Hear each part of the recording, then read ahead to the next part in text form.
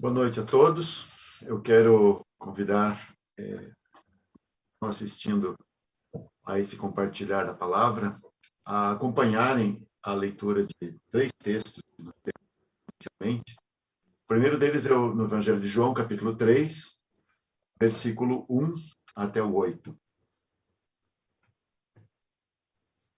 E havia entre os fariseus um homem chamado Nicodemos, príncipe ou principal dos judeus.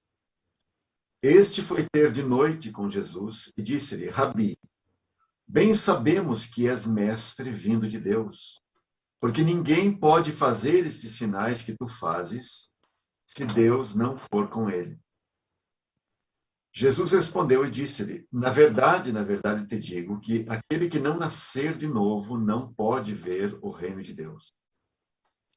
Disse-lhe Nicodemos: como pode um homem nascer sendo velho? Pode, porventura, tornar a entrar no ventre de sua mãe e nascer? Jesus respondeu: na verdade te digo que aquele que não nascer da água e do Espírito não pode entrar no reino de Deus. O que é nascido da carne é carne, e o que é nascido do Espírito é Espírito. Não te maravilhes de te ter dito: necessário vos é nascer de novo. O vento assopra onde quer, e ouves a sua voz, mas não sabes de onde vem, nem para onde vai. Assim é todo aquele que é nascido do Espírito. Vamos ao segundo texto, que está em Romanos, capítulo 10, versículo 13. Romanos 10, 13.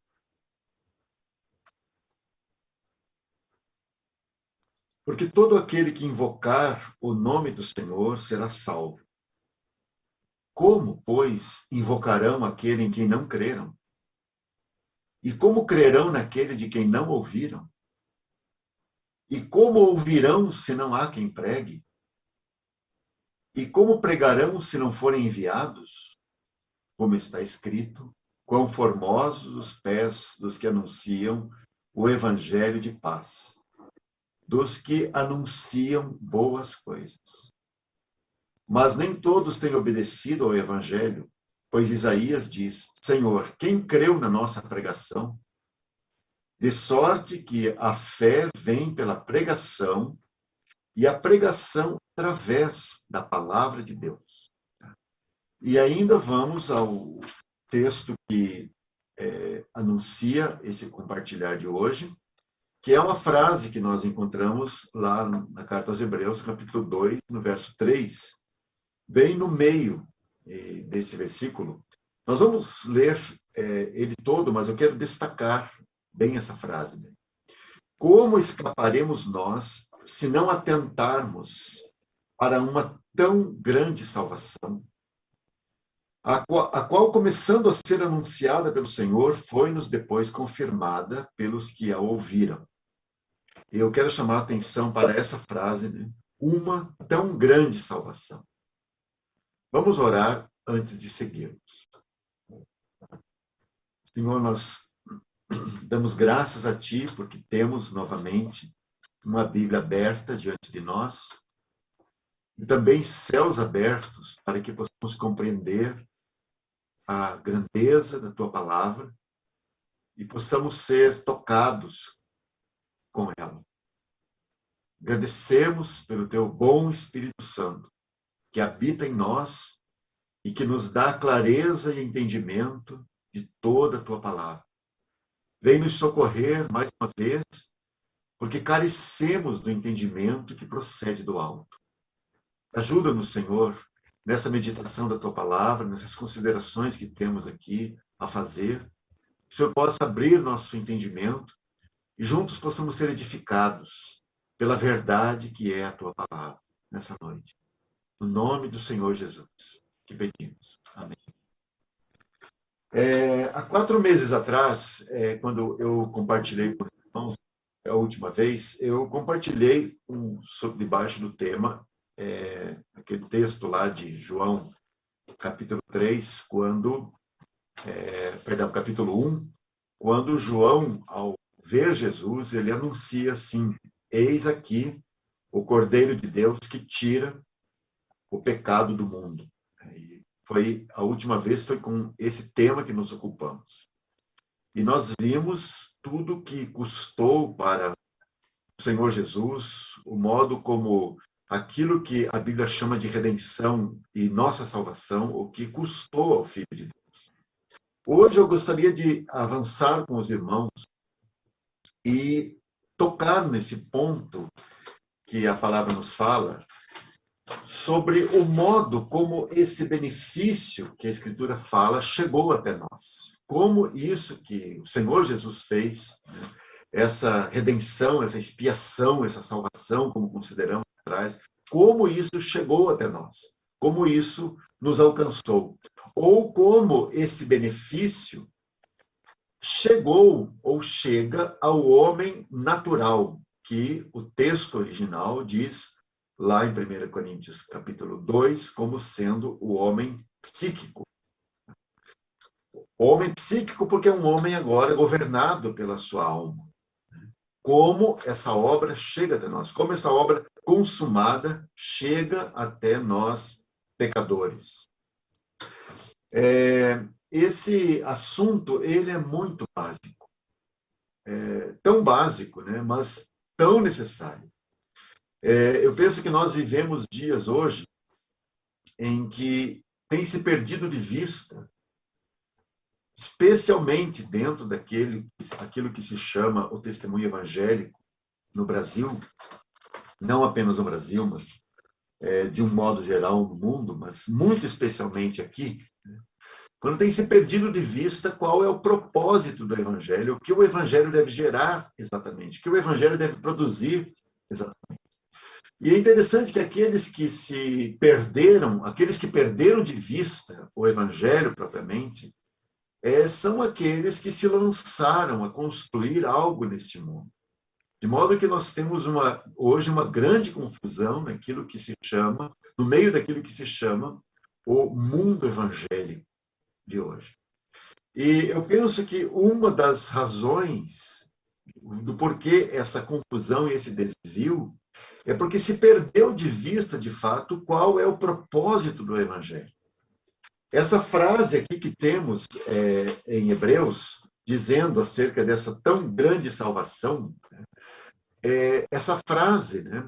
Essa salvação é chamada assim tão grande, porque ela está ligada ao eterno propósito de Deus em Cristo, isto é, de reunir nele todas as coisas na dispensação da plenitude dos tempos. Reunir nele as coisas que estão nos céus e as coisas que estão na terra. De modo que todas as coisas se encontrem ou convirjam nele, como é a palavra que temos lá na carta aos Efésios, capítulo 1, verso 10. A nossa salvação está, portanto, ligada a algo muito maior do que livrar a nossa pele da condenação ou nos livrar do inferno. A nossa salvação está ligada a algo que é maior do que o nosso planeta, algo maior do que as nossas vidas. Por isso, essa expressão, uma tão grande salvação. E convém-nos, de fato, atentar para isso, para que nós nunca percamos de vista o propósito do Evangelho, o porquê nós fomos alcançados. E por isso queremos nos ocupar hoje, assim, como essa redenção nos alcançou, como isso chega até nós. Bom, após a sua morte expiatória, nós sabemos que ao terceiro dia, o Senhor apresentou-se ressurreto dentre os mortos aos seus discípulos, como ele havia predito. E permaneceu com eles por 40 dias, exatamente. E ao final daqueles 40 dias, sabemos que ele ascendeu aos céus, tendo sido oculto aos seus olhos por aquela nuvem. E esse é o relato que nós temos nos evangelhos. E esse é o lado que foi visto pelos discípulos no Monte das Oliveiras. Aquela nuvem que o encobriu e ele desapareceu da sua vista. Mas, do outro lado, do lado celestial, ele foi recebido na glória como o bendito Cordeiro vencedor.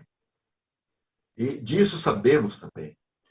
E então, 10 dias depois, 10 dias depois, na contagem do tempo na terra, claro, o Espírito Santo foi derramado sobre aqueles 120 discípulos no cenáculo. E esse derramar do Espírito foi, então, a prova clara de que o Senhor Jesus havia sido recebido à destra da majestade nas alturas. O envio, a descida do Espírito Santo, o derramar do Espírito Santo, é, então, a comprovação de que aquele que havia tomado a cruz, aquele que havia sido crucificado, aquele que havia ressuscitado, aquele que havia subido aos céus, agora estava exaltado à destra da majestade nas alturas. Nós sabemos também que imediatamente antes dele ser elevado às alturas, ele disse aos discípulos que eles receberiam o poder do Espírito Santo, que haveria de vir sobre eles, e que então eles seriam testemunhas dele, tanto em Jerusalém, como em toda a Judéia e Samaria, e até, como diz mais precisamente o texto original, até a última extremidade da terra. E sabemos também, pelos evangelhos, que ele deu ordem muito clara de que eles deveriam ir por todo o mundo e pregar o evangelho a toda criatura. E nós notamos, né, que a incumbência deles, você nunca encontrará isso na Escritura, de que a incumbência deles era converter as pessoas. Eles não foram incumbidos, esse não era o seu papel. O seu papel e encargo, ou podemos dizer assim, o seu encargo e comissão foi de ir por todo o mundo e pregar o evangelho. Esses dois verbos, ir e pregar o evangelho. Sim, porque se não houver pregação, Romanos 10 vai nos falar, como crerão naquele de quem não ouviram? E como ouvirão se não há? Como ouvirão se não há quem pregue? E como pregarão se não forem enviados? Essa é o que temos lá em Romanos 10, que lemos aqui no início. E então vem aquele bem conhecido verso 17, né? Que literalmente vai dizer para nós assim, de sorte que a fé vem pela pregação, e a pregação através da palavra de Deus. Então, em primeiro lugar, note que há a necessidade de uma pessoa falando. Alguém precisa pregar, alguém precisa ir e pregar. Então, alguém que pregue. Essa é a primeira necessidade. A segunda necessidade é que, em segundo lugar, o Espírito Santo utiliza aqui, inclusive no texto, utiliza a expressão rema para a palavra, né? Quando diz assim, de sorte que a fé vem pela pregação e a pregação através da palavra de Deus. Essa palavra, no texto original, é rema, que indica não simplesmente uma palavra escrita, que é o significado de logos, mas aqui uma palavra falada.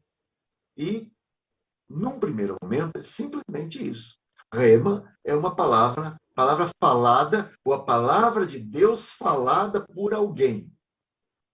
Como crerão se não alguém pregue? Pois quando essa palavra é pregada por alguém, isso que é o Evangelho, o Espírito Santo toma a palavra de Deus pregada e gera a fé naquele que ouve a palavra. Então, notem como esse texto, é bem o que esse texto está dizendo, aí de Romanos 10, 17, né? A fé vem pela pregação, e a pregação através da palavra de Deus. Então, notem, irmãos, que convencer um pecador acerca da verdade e convertê-lo, essa é a obra soberana do Espírito Santo. Porque, como vimos lá naquela conversa de Jesus com o Nicodemos, no capítulo 3 do Evangelho de João, o vento, e lá é uma figura que temos para o Espírito Santo, ele assopra soberanamente onde quer. E o seu sopro é, assim, o confirmar da palavra, o seu sussurro, podemos dizer, é o confirmar da palavra pregada aos ouvidos daquele que ouve. Ele, como disse o Senhor, referindo-se então, lá agora João 16, capítulo 16, verso 8, o Senhor disse que o Espírito Santo, disse que ele convencerá o mundo do pecado e da justiça e do juízo. De modo que definitivamente não há consciência de pecado, não há conversão sem a livre e soberana obra do Espírito Santo. Ainda lá naquele trecho lá de João 16, você tem também o capítulo 15. No capítulo 15, o Senhor Jesus diz assim: ele testificará de mim. Isso é o 15, 26. Em 16, 14, o Senhor Jesus diz assim: ele me glorificará. Isso porque ninguém sabe as coisas de Deus, senão o Espírito de Deus. Isso é o que nos fala. Se você estiver com sua Bíblia aberta aí, você pode acompanhar aí em 1 Coríntios capítulo 2, verso 11, que é esse que estamos citando agora, diz que ninguém sabe as coisas de Deus, senão o Espírito de Deus.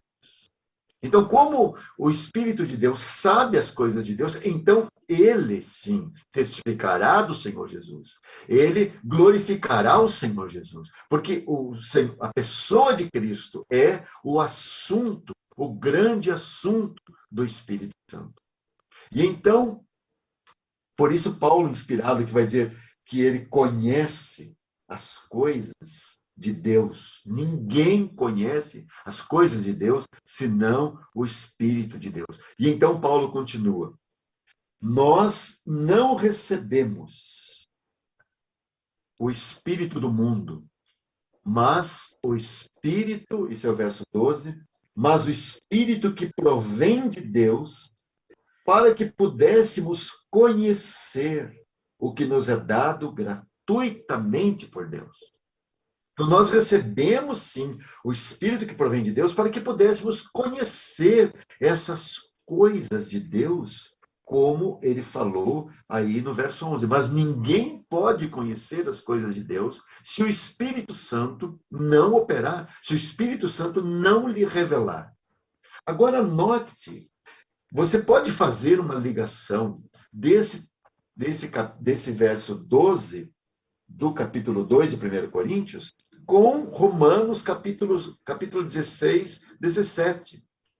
Então, notem que esse verso 12 aqui se torna uma extensão lá do Romanos 10, 17. Então, vamos ler de novo Romanos 10, 17 e ler daí esse texto de de 1 Coríntios 2. Romanos 10, 17. De sorte que a fé vem pela pregação e a pregação através da palavra de Deus. Agora, o verso 13. As quais coisas, ele está dizendo, também falamos, e aqui é o verbo pregar, as quais coisas também falamos, não com palavras que a sabedoria humana ensina, mas com as palavras, ouça bem, com as palavras que o Espírito Santo ensina, comparando as coisas espirituais com as espirituais. Irmãos, aqui nós temos uma dinâmica. Nós pregamos com as palavras que o Espírito Santo ensina. Então, nós não usamos qualquer argumento, usamos outros argumentos, né? Nós pregamos com as palavras que o Espírito Santo nos ensina, e então ele convence as pessoas acerca de aqueles que nos ouvem. Ele as convence acerca de seu estado diante de Deus, gerando nelas a fé que salva da condenação. E isso podemos dizer assim, é a mecânica da pregação do Evangelho. Se é que podemos usar essa expressão mecânica. Nós pregamos com as palavras que o Espírito Santo nos ensina, pregamos às pessoas, e o Espírito Santo convence as pessoas acerca de seu estado diante de Deus, através da palavra de Deus, essa palavra falada, essa palavra que nós proclamamos, gerando nelas a fé que salva da condenação.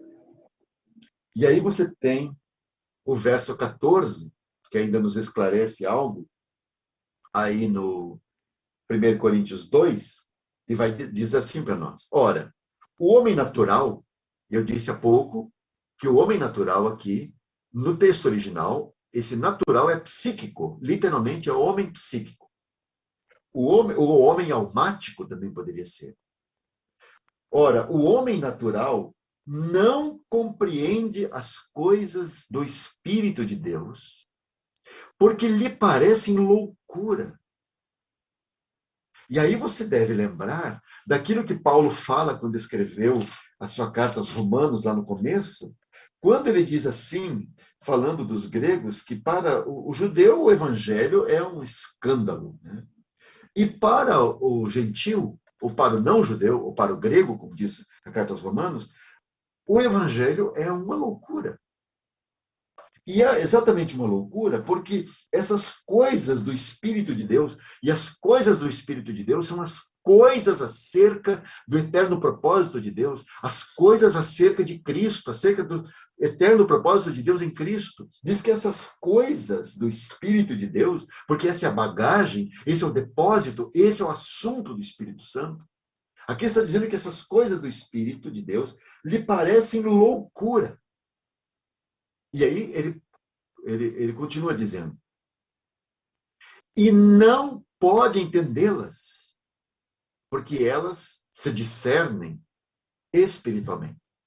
E sabem, irmãos, as coisas do Espírito de Deus, elas não são exatamente intelectualmente aprendidas, compreendidas, né? Aqui o texto diz que elas se discernem espiritualmente. Notem que não está dizendo assim que elas são compreendidas espiritualmente, elas se discernem espiritualmente, porque o Espírito Santo precisa abrir o meu entendimento para que eu possa discernir essas coisas do Espírito de Deus. Essas coisas do Espírito de Deus, elas incluem o eterno propósito de Deus em Cristo. Elas incluem essa loucura da pregação, e essa loucura que é o evangelho, como Paulo mesmo diz. Agora, eu quero chamar a atenção para essa frase que você encontra aqui no meio do verso 14, quando diz assim que o homem psíquico, esse homem natural, diz que ele não pode entendê-la. Não é nenhuma questão de indisposição ou de disposição dele, mas é que ele está incapacitado.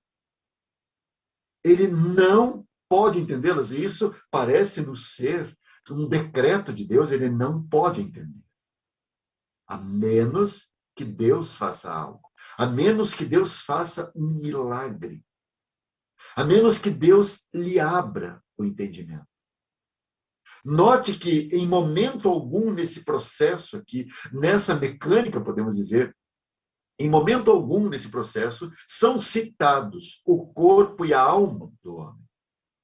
Mas em todo tempo, você tem aqui o espírito sendo citado. O espírito humano, e você tem o espírito de Deus, tal. Isso porque é uma comunicação do Espírito Santo ao espírito humano. E aqui está o milagre dos milagres. Quando acontece essa comunicação, quando o Espírito Santo abre o entendimento do homem, então, irmãos, acontece o milagre dos milagres, que é o nascer do alto, ou a regeneração. E isso é algo completamente inédito. Trata-se de algo nunca visto.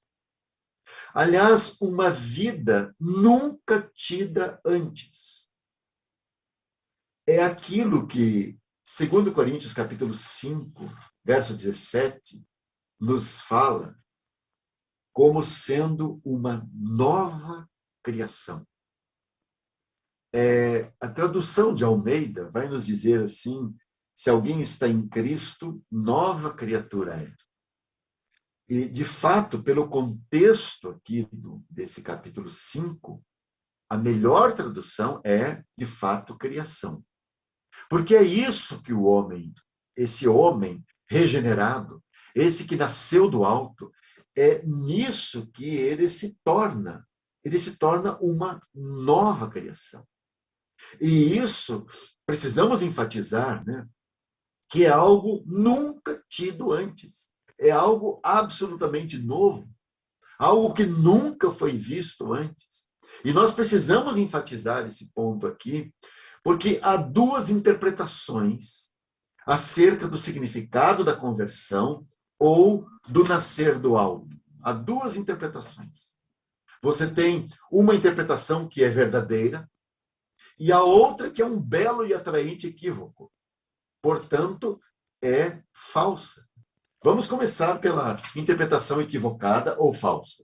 Alguns falam da conversão assim como sendo uma espécie de despertamento de virtudes adormecidas. Assim, um tipo de aceleração interior provocada por um conjunto de forças espirituais ou forças místicas que pairam ao redor da alma do homem, despertando essa alma de um estado de inatividade, como faz o sol da primavera, despertando a vida adormecida dentro das plantas. E aí, essas forças espirituais, então, elas promovem uma elevação, um despertar daquela vida adormecida, aquela vida que já está ali, promovem essa elevação das potencialidades que já estão ali. E esse despertamento promove, então, uma nova consciência, uma consciência interna, então, portanto, acerca de si mesmo, e uma consciência externa, portanto, acerca dos outros. Enfim, promove uma nova percepção das coisas. E isso, na verdade, irmãos, é uma interpretação equivocada do significado da conversão. E, aliás, alguns críticos já chamaram isso no passado, né? Já chamaram isso de uma conversão psicológica.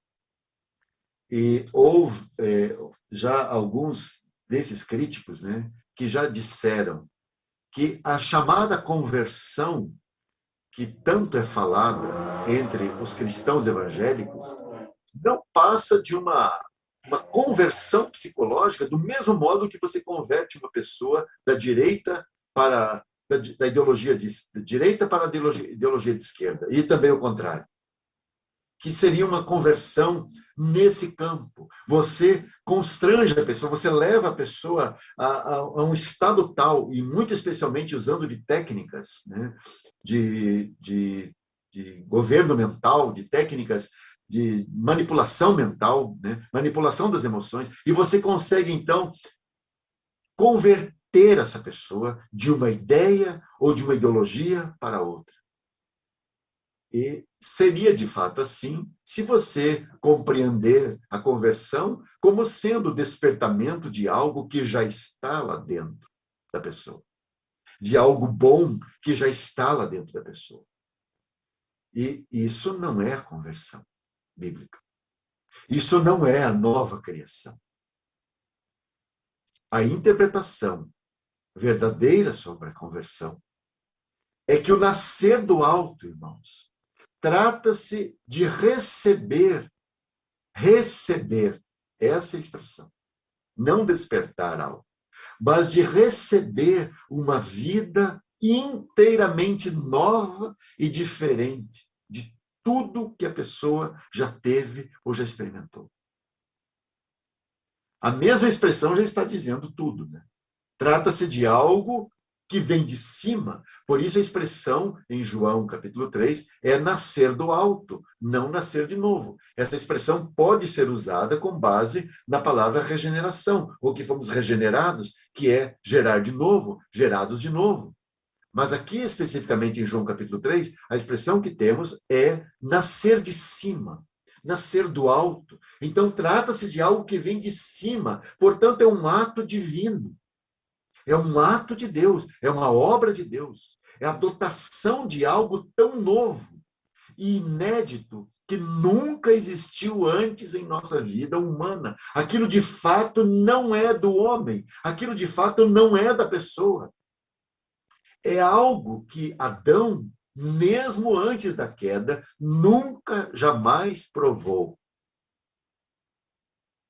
Algo que permanece, a partir de então, crescendo em nós, como uma vida totalmente diferente do que realmente somos. É uma vida única, é uma vida sobrenatural, exatamente como Cristo é. Irmãos, isso é a conversão. E me permitam dizer algo, né, que a primeira interpretação de que se trata de um despertamento da alma, ou de algo, de uma potencialidade que já está no homem, essa interpretação que está equivocada, geralmente ganha espaço e cresce onde há uma falha na compreensão do homem como sendo um ser em três partes distintas, que é o seu corpo, a sua alma e o seu espírito. Aliás, essa falha levará também a uma confusão entre alma, espírito, claro, e a vida eterna. A vida eterna, que é a vida divina, ela levanta o espírito da morte. Porque nós estávamos mortos em nossos delitos e pecados. Mortos onde? Mortos em nosso espírito, mortos no espírito humano. Pois essa vida eterna entra em nós, essa vida, que é a vida de Deus, entra em nós e levanta o nosso espírito humano da morte. E me permitam usar essa expressão, esse verbo, e energiza a alma. Mas sem essa vida, nem a alma e nem o espírito tem qualquer proveito para Deus. Um espírito humano morto não tem proveito nenhum para Deus. Tampouco, e claro, se você tem um espírito morto, você tem alma morta, esse homem está morto diante de Deus, morto aos olhos de Deus. E claro, né, no que diz respeito ao propósito original, o que Deus se propôs em fazer com o homem, como nós encontramos lá em Gênesis capítulo 1, capítulo 2, como nós encontramos no Salmo 8, esse propósito pretendido simplesmente não há proveito algum para o homem, não há proveito algum do homem para Deus. Então, por isso essa vida, que é o próprio Deus em Cristo, por meio do Espírito Santo, é essa vida que vem habitar em nós. O Espírito Santo é o Espírito da vida, como nos fala Romanos capítulo 8, verso 2, e a vida divina, mesmo quando dada para habitar no crente, ainda essa vida, ela está retida na pessoa divina do Filho que habita em nós. De modo que essa vida cresce em nós a partir... Então, por isso que o Novo Testamento usa essa expressão de Cristo crescer em nós. Né? Cristo que é a vida. Nele estava a vida. Essa vida deve crescer em nós. Essa vida que foi depositada em nós, nunca está separada, nunca está divorciada de Cristo. Essa vida é Cristo mesmo. A vida está no Filho, que habita em nós por meio do Espírito Santo. 1 João capítulo 5, verso 11, nos diz assim que Deus nos deu a vida eterna. E esta vida está em seu Filho. Então, todo o crescimento que eu experimento é, na verdade, o crescimento de Cristo em mim. É Cristo Jesus avançando em mim. Essa vida eterna, ela estava representada no Éden pela árvore da vida.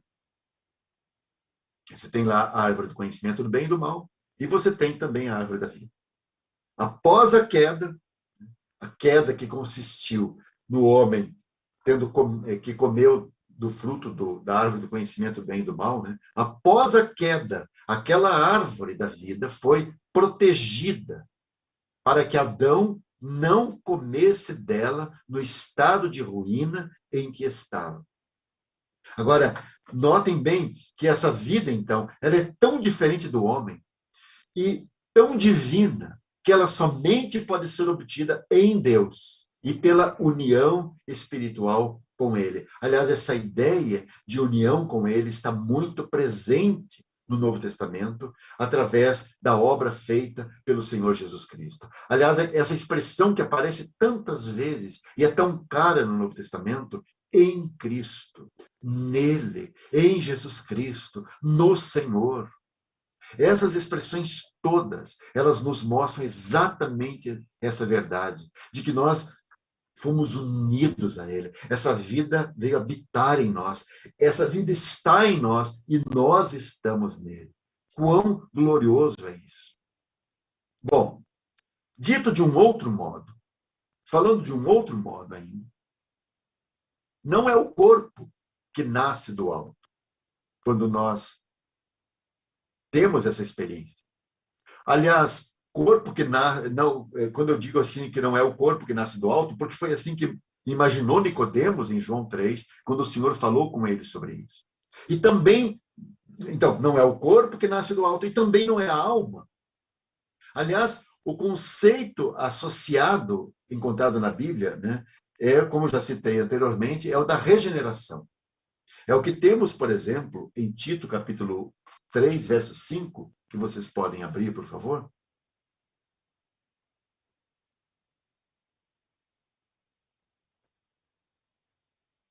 Tito 3,5 nos fala assim, que ele nos salvou pela lavagem da regeneração e da renovação do Espírito Santo.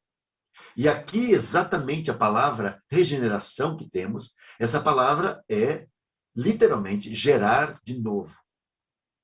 Que poderia ser traduzida como nascer de novo, ou novo nascimento. E isso ocorre inteiramente e potencialmente no espírito humano. A vida de Deus, essa vida que nós podemos dizer assim, essa vida com V maiúsculo, ela entra no espírito do homem, porque o espírito do homem está morto. Então a vida de Deus é comunicada a ele, visto ou porque Cristo fez a expiação por nossas almas. Desse modo, nós que fomos unidos a ele, agora participamos da sua vida de ressurreição. Nós somos unidos com ele em sua morte e, consequentemente, é em nosso espírito que recebemos primeiro o conhecimento dessa sua vida de ressurreição. Por isso, a regeneração, o novo nascimento, é algo que acontece inteiramente dentro do espírito do homem. Não é na alma do homem exatamente. Aliás, não tem relação alguma com a alma do homem no primeiro momento. Não tem relação alguma com o corpo do homem. Mas alguém vai dizer assim, né, que estamos desprezando a alma. Não, nós não estamos desprezando a alma. A alma tem sim o seu lugar. Nós estamos, assim, quando nós falamos disso acerca do espírito humano, né, que a vida vem exatamente, né, a vida depositada nele, essa vida celestial depositada nele, e não na alma, nós estamos dizendo com isso, estamos enfatizando com isso, que a alma, ela deve ocupar um lugar secundário. Não estamos desprezando a alma. A alma deve ser serva do espírito do homem, desde que o espírito foi regenerado, desde que o homem nasceu do alto. Então, nós estamos dando à alma, não estamos excluindo a alma, não estamos aniquilando a alma, mas estamos dando a ela um lugar secundário no que diz respeito ao retorno do homem para o Senhor. E também em todo o relacionamento do homem com o Senhor. Mais à frente, se der tempo, nós trataremos rapidamente sobre qual é o lugar da alma exatamente. Por enquanto, nós só podemos dizer que a alma não tem lugar aqui. O que é nascido da carne Disse o Senhor Jesus a Nicodemos: o que é nascido da carne é carne, e o que é nascido do Espírito é Espírito. Pois isso que recebemos foi nascido do Espírito de Deus. Então, aquilo que é nascido do Espírito de Deus é Espírito. Essa é a verdade que encontramos na palavra. Agora, a vida de uma pessoa não regenerada, e aqui nós lembramos da nossa vida pregressa, de como nós éramos, a vida de uma pessoa não regenerada é quase totalmente governada por sua alma. Aliás, dá para dizer que é totalmente governada.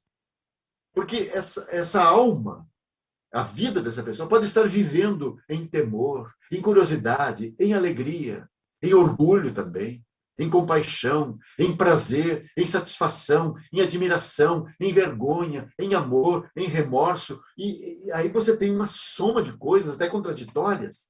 Ou a vida da pessoa pode estar cheia de ideias, cheia de ideais, de planos, de superstições, de dúvidas, de suposições, de indagações, de induções, de deduções, de análises, de introspecções. Quantas pessoas são introspectivas e ficam procurando a verdade dentro de si, ficam procurando os motivos dentro de si? Ou também, a pessoa pode ser movida pela ambição do poder, das riquezas, de posição social, de liberdade. Pode ser movida pela fama, pelo reconhecimento das pessoas, movida por decisões ousadas e altruístas. Pode até mesmo sofrer injustiça. E, sabem, irmãos, sofrer em uma pessoa na sua alma é capaz de sofrer injustiça com perseverança e paciência. Atos heróicos. Mas sabem, irmão, todas essas e muitas outras são apenas manifestações das três principais funções ou faculdades da alma, que é emoção, mente e vontade. Por acaso, a vida do homem não é composta exatamente dessas coisas? Pode, por acaso, a regeneração surgir aí da alma do homem, ou de suas emoções, de sua mente e de sua vontade? É óbvio que é impossível. Porque essa obra, o nascer do alto, a regeneração, é um milagre. É algo que não estava ali antes, de jeito nenhum. Por isso, é uma obra sobrenatural. Aliás, é aquilo que podemos chamar de o milagre dos milagres. Um homem pode ser muito piedoso. Aliás, pode ser mesmo um homem muito penitente, no sentido de reconhecer que os seus pecados merecem um castigo.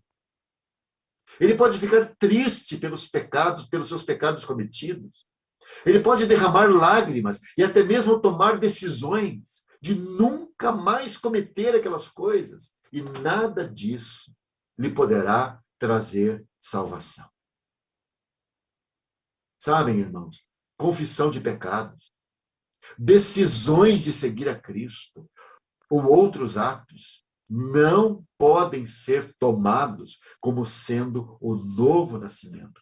Quantos você já escutou dando o seu testemunho de como eles chegaram a Cristo, como aconteceu? Eles vão dizer assim: eu tomei uma decisão lá quando eu tinha 13 anos, 15 anos, ou 20 anos, ou seja lá qual foi o tempo da sua vida. Lá eu tomei uma decisão. E tudo que eles têm a dizer, toda a sua base foi uma decisão que eles tomaram. Algumas pessoas têm uma boa inteligência, são capazes de compreender e aceitar mentalmente as verdades bíblicas. Aliás, todo homem com uma boa disposição, ele pode compreender e aceitar mentalmente as verdades bíblicas. Aquilo que Deus fala acerca do homem. Qualquer pessoa de boa vontade pode receber pode aceitar isso. Outras pessoas são muito sentimentais. E então podem até derramar lágrimas com as histórias bíblicas. Elas podem ir às lágrimas através de uma boa pregação. Outras ainda são muito decididas e são capazes de, seguindo o exemplo de personagens bíblicos, são capazes de fazerem grandes coisas, tomando decisões radicais para o bem e para fazer o bem. Mas essas coisas todas, irmãos, elas são só a atividade da alma. Caso o espírito não seja alcançado e despertado. Isso porque compreensão, que é a nossa mente, emoção, os nossos sentimentos, as decisões, né, ou a nossa vontade, são boas ferramentas, se eles forem servos e não senhores. E com isso eu estou dizendo que a nossa alma é uma ótima ferramenta, se ela for serva. Agora, se ela for senhora, aí não há a menor possibilidade de algo real acontecer. Portanto, irmãos, segundo a Bíblia, o novo nascimento não pode ocorrer na esfera da alma, mas no recôndito mais profundo do homem, que é o seu espírito, onde ele recebe a vida de Deus através do Espírito Santo. E agora, uma vez regenerado em seu espírito, o Espírito Santo passa a ser a sua vida. De modo que o espírito, alma e corpo são restaurados ao propósito original de Deus. E aqui nós falamos, assim, do ponto de vista de que tudo estará pronto e que Deus fará tudo. Espírito, alma e corpo do homem, restaurados ao propósito original de Deus. Bom, da parte de Deus, tudo já foi feito. O seu filho morreu no lugar do pecador. Ele sofreu em seu corpo na cruz por todos os pecados do mundo. Deus, então, vê a morte de seu filho como sendo a morte de todos os homens. Essa é a parte de Deus e Deus já fez. Mas e da parte do homem? O homem deve exercitar a fé que lhe é concedida ao ouvir a pregação do Evangelho e entregar a si mesmo inteiramente, espírito, alma e corpo, em união com o Senhor Jesus. Isto é, ele deve considerar a morte do Senhor Jesus como sendo a sua morte e a ressurreição do Senhor Jesus como sendo a sua ressurreição. Esse é o significado, aliás, de João 3,16, né? Para que todo aquele que crê. E aí nós temos uma palavra literal do texto original que temos lá. Todo aquele que crê para dentro dele, para dentro de Cristo, não se perca, não se desperdice, mas tenha a vida eterna. Então, o pecador deve exercitar essa fé que recebeu. Essa fé que vem através da pregação da palavra de Deus e crer para dentro, ou seja, para dentro do Senhor Jesus, ir em direção a Ele. Fazendo isso, ele é unido com Ele em sua morte e sua ressurreição e recebe a vida eterna, que é a vida espiritual para a regeneração. Este, portanto, é o ponto inicial daquilo que se chama a carreira cristã. O recebimento da vida de Deus no novo nascimento. Irmãos, se nós perdermos isso de vista, se nós perdermos noção do que seja isso, nós perdemos tudo. E o que nos restará é apenas uma tradição. Aliás, a história A história daquilo que se chama cristianismo. A história daquilo que se chama cristianismo, que virou cristandade. É a prova do que aconteceu quando se perdeu esse conceito, essa compreensão, esse entendimento do que seja esse nascer do alto, esse novo nascimento. Irmãos, nós vivemos um momento de extremo perigo espiritual. Nós temos um movimento dito evangélico muito crescente, especialmente no Brasil, e eu fico a me perguntar, né, quantos desses todos que se autodenominam evangélicos de fato tiveram uma experiência assim, esse novo nascimento. Aliás, pelo modo de pregação do evangelho hoje, pelo modo como o evangelho tem sido pregado nos púlpitos hoje, irmãos, isso não é exatamente o evangelho, nem o modo de pregar o evangelho. Porque tem sido pregado um evangelho que está tocando simplesmente ou somente na alma dos homens. Um evangelho que procura ser palatável às pessoas, um evangelho que procura esconder as demandas radicais desse mesmo evangelho e apresenta apenas os benefícios desse evangelho, ou que exalta o homem nas suas necessidades, assim, você é tudo para Deus, você é o sonho de Deus. Irmãos, o sonho de Deus não é o homem. O sonho de Deus é o seu bendito Filho, entregue uma vez por nós. Esse bendito Filho a quem Deus fez o centro de todas as coisas e para quem todas as coisas devem convergir. O centro do propósito de Deus não somos nós.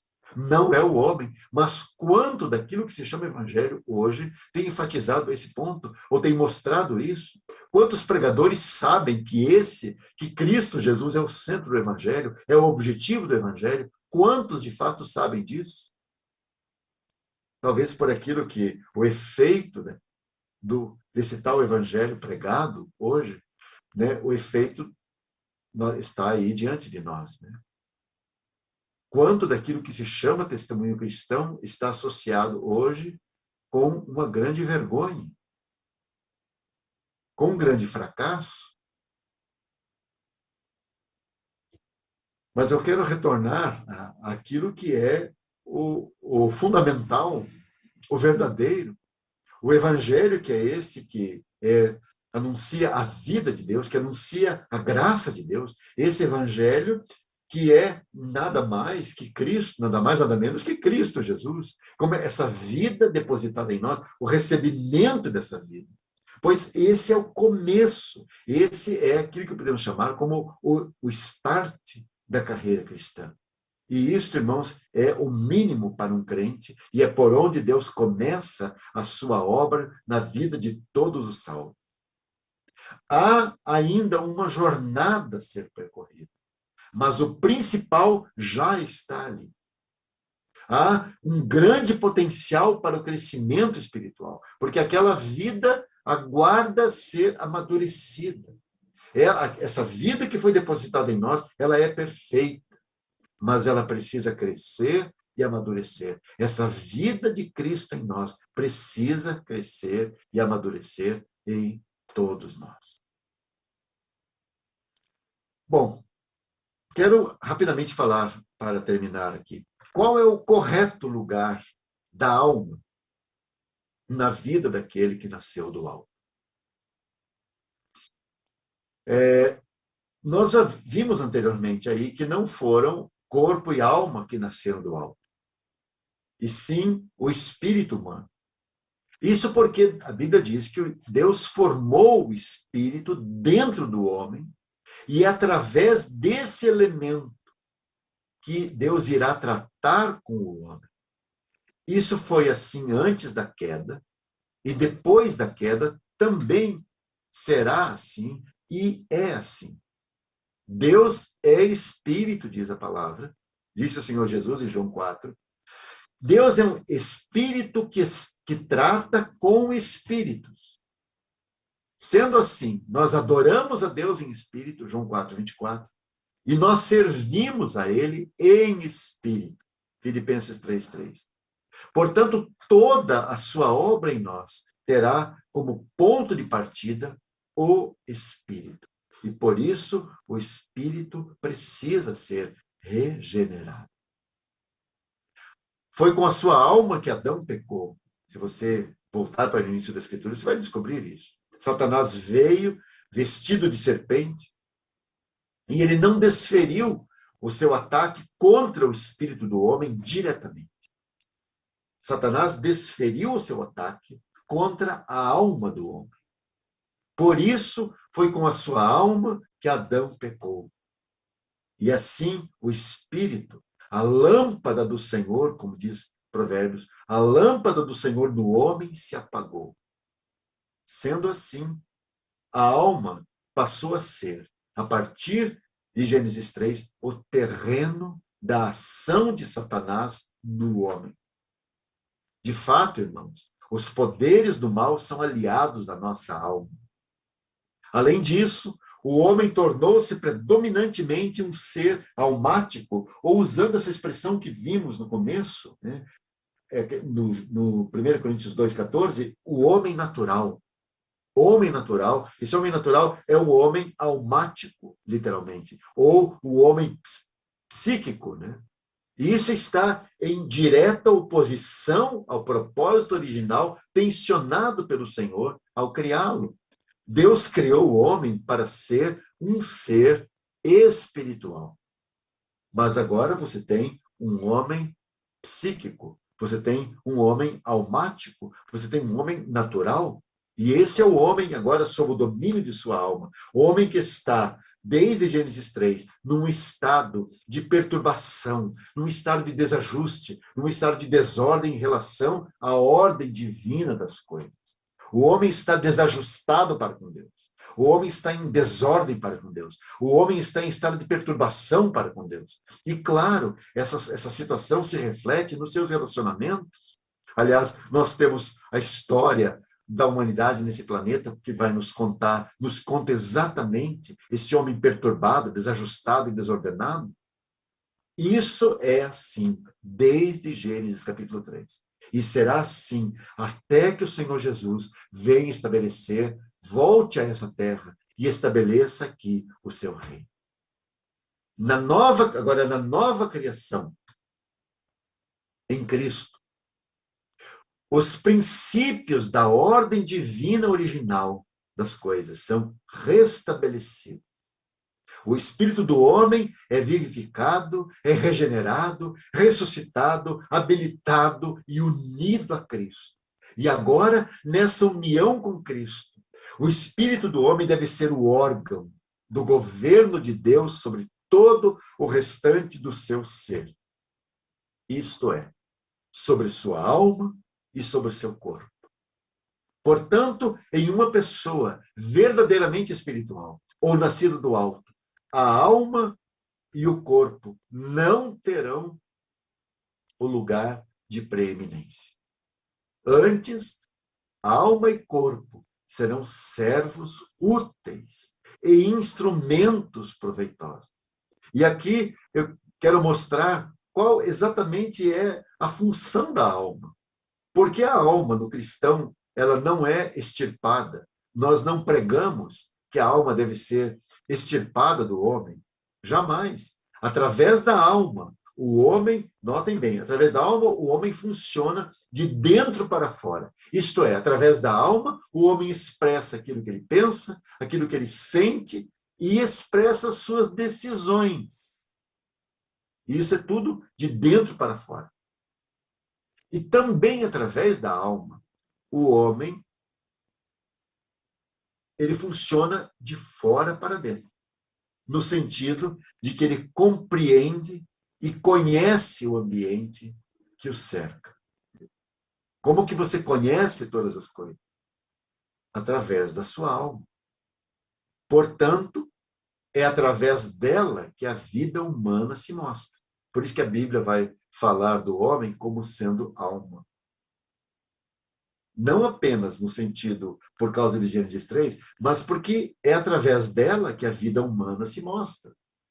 Mesmo coisas divinas que a priori não podem ser conhecidas, nem apreendidas, nem apreendidas pela alma, para que essas coisas divinas se tornem práticas nas nossas vidas, elas precisam de um órgão capaz de interpretar, de traduzir e de tornar inteligíveis essas mesmas coisas espirituais, essas mesmas coisas do Espírito de Deus para os seres humanos.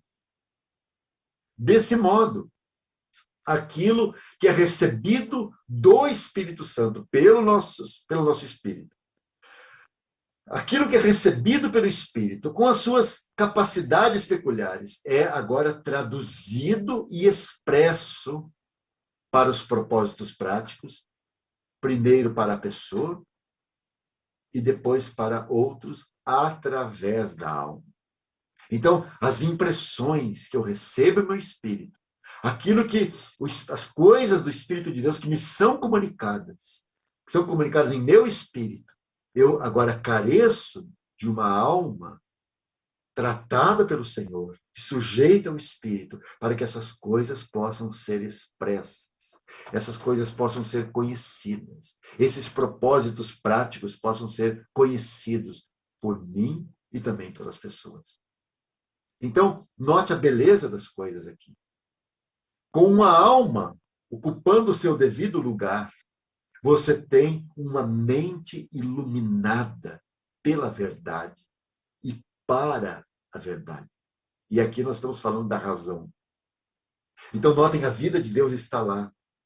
O Espírito de Deus está lá mostrando, nos dando entendimento, nos dando compreensão. E então, porque essa vida está em nosso espírito, então você tem uma mente iluminada pela verdade e para a verdade.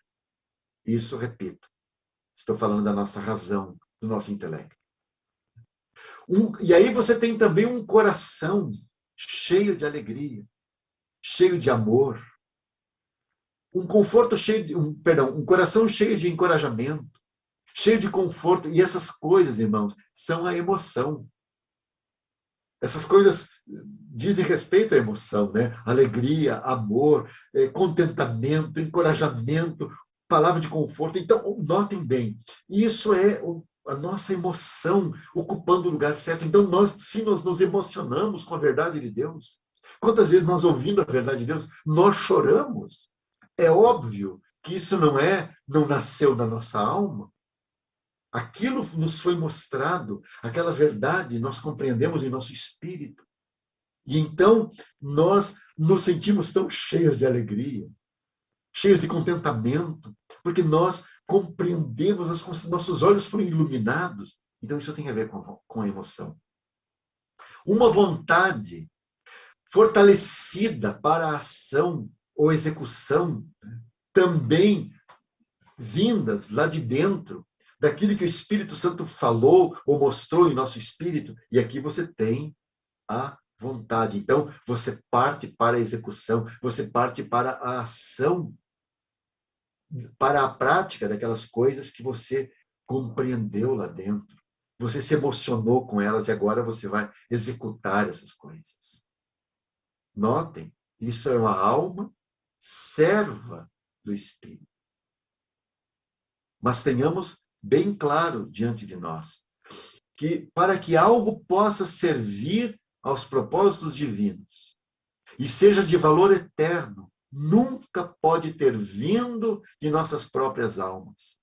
Deve ter vindo de Deus através dos nossos espíritos, das coisas que nos foram comunicadas. Isso porque a verdade deve ser conhecida e apreendida por revelação. E eu quero me encaminhar para o final aqui, quero mostrar para os irmãos, quero que vocês abram, por favor, na carta aos Efésios, capítulo 1, verso 17.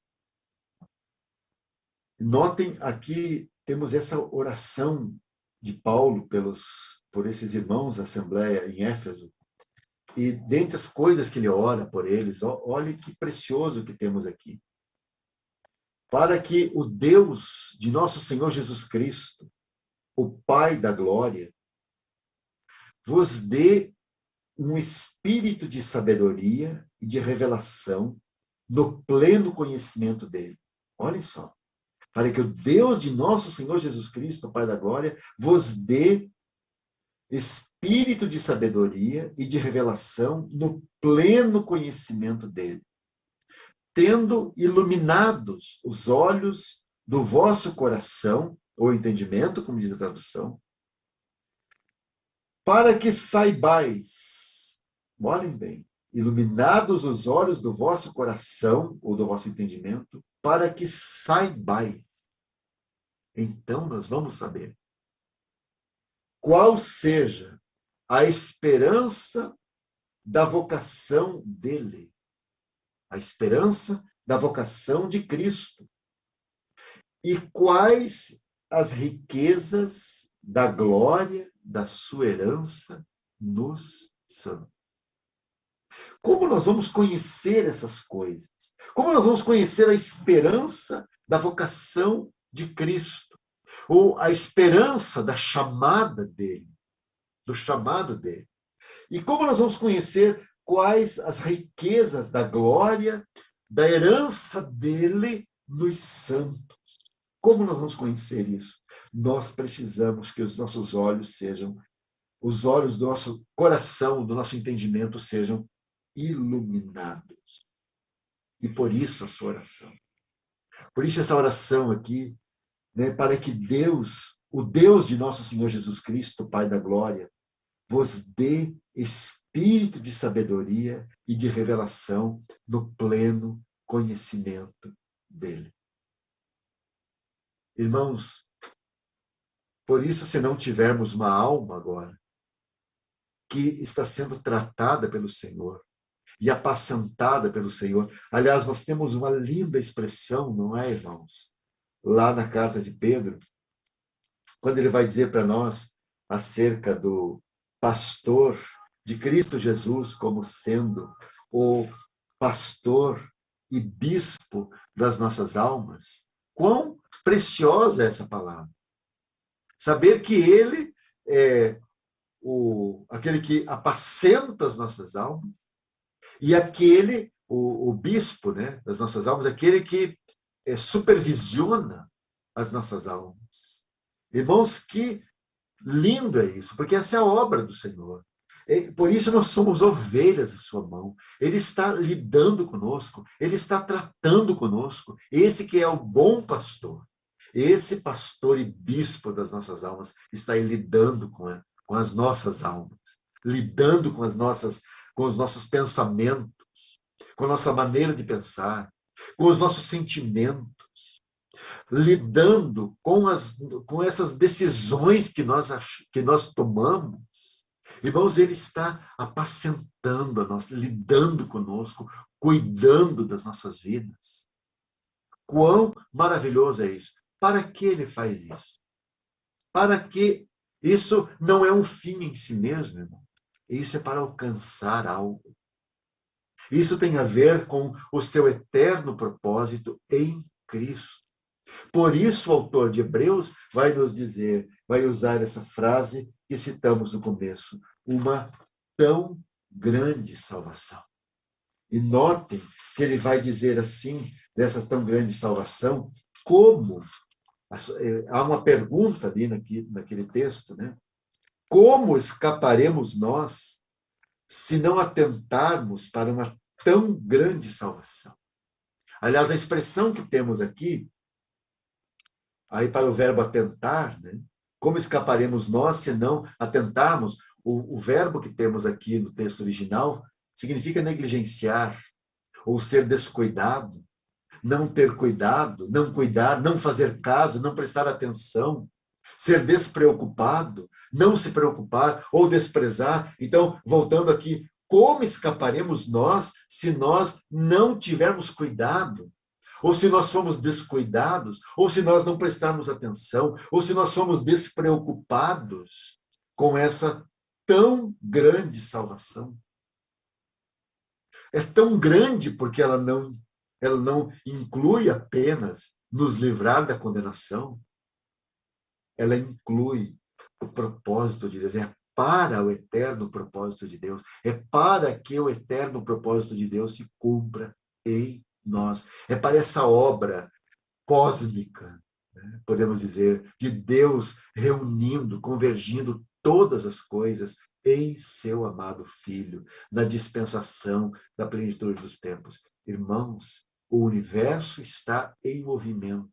O universo não é algo estático, algo parado. O universo todo está em movimento. Nós sabemos disso hoje.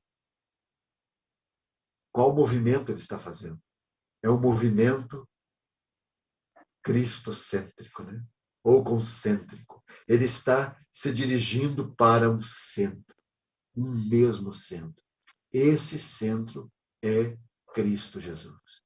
Sabem, irmãos, olhem a graça de Deus, olhem a sua misericórdia. É por causa disso que você e eu fomos alcançados. É por causa disso que nós recebemos essa vida de Deus em nós, para que ela cresça, para que Cristo cresça mais e mais em cada um de nós, até tomar conta de nós. Até que chegue naquilo que Romanos 8 fala acerca dos nossos corpos serem glorificados. Até que a criação seja tocada também. Por isso, lá no capítulo 8 de Romanos, ele vai nos dizer assim, que a ardente, 8:19 de Romanos, porque a ardente expectação da criação espera a manifestação dos filhos de Deus. Se você olhar para o verso anterior, ele vai dizer assim, porque para mim tenho por certo que as aflições desse tempo presente, você tem essa mesma convicção de Paulo? Porque para mim tenho por certo que as aflições desse tempo presente não são para comparar, olhem só, com a glória que em nós há de ser revelada. Não foi revelada ainda. Há de ser revelada. E aí vem o 19. Porque a ardente expectação da criação espera a manifestação dos filhos de Deus. Porque a criação ficou sujeita à vaidade, e aqui está falando do universo como um todo, não por sua vontade, mas por causa de Deus que a sujeitou. Na esperança que a sujeitou por causa do pecado. Por causa de Gênesis 3. Na esperança de que também a mesma criação será libertada da servidão da corrupção para a liberdade da glória dos filhos de Deus. Olhem só. Porque sabemos que toda a criação geme e está juntamente com dores de parto até agora. E não só ela, mas nós mesmos, que temos as primícias do Espírito. Quais são as primícias do Espírito? Irmãos, as primícias do Espírito são esse começo da obra em nós, essa vida que foi depositada em nós, isso que ele começou a fazer em nós. Então, nós que temos as primícias do Espírito, esse começo de sua obra, também gememos em nós mesmos, esperando a adoção, a saber, a redenção do nosso corpo. Você pode perceber isso? Onde Deus quer chegar com essa obra que começou em nosso espírito, com essa vida que foi depositada em nós. Agora quero terminar com essa frase do verso 24. Porque nessa esperança nós fomos salvos. Ah, irmão, como escaparemos nós se formos descuidados, se negligenciarmos, se estivermos despreocupados com essa tão grande salvação. Essa tão grande salvação está tomando conta do seu ser. está dominando a sua mente, o seu modo de pensar, os seus sentimentos, as suas vontades estão sendo governadas por essa tão grande salvação? Ah, irmãos, ela é grande porque ela envolve todas as coisas que estão nos céus e as coisas que estão na terra. Graças a Deus por sua obra. Se o Senhor permitir, numa próxima ocasião, nós vamos seguir falando sobre o crescimento dessa vida em nós. Vamos orar. Senhor, estamos agradecidos a Ti por Tua obra, por essa obra que o Senhor decidiu fazer em seres como nós. Damos graças porque fomos agraciados pelo Senhor. Isso é Tua graça, isso é Tua misericórdia.